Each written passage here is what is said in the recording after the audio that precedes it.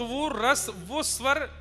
जैसे ही गोपियां सुनती हैं, गोपियों के नेत्र बंद हो जाते हैं और घर में बैठी हुई गोपियों को ठाकुर जी कोसों दूर गैया कैसे चला रहे हैं उसका अनुभव होने लग जाता है।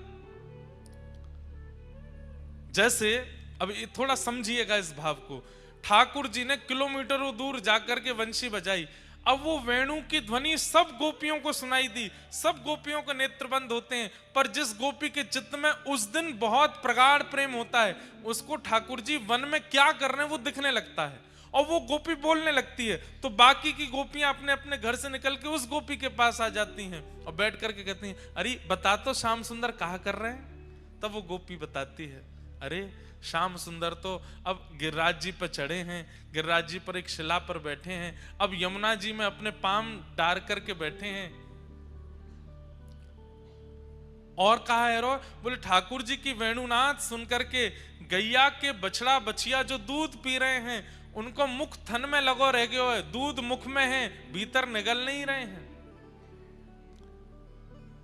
वन के हिरण वो सब घास चर रहे हैं, लेकिन ठाकुर जी की वंशी की ध्वनि जाते ही मुख में घास लगी रह गई है, चबाना भूल गए, सब कान उठा करके केवल वंशी सुन रहे हैं। यमुना जी की धारा स्तब्ध हो गई है, यमुना जी आगे को बह नहीं रही हैं। क्यों? ठाकुर जी वहीं तट पर खड़े होकर के वंशी बजा रहे हैं, उनके रूप माधुरी का दर्शन कर रही हैं।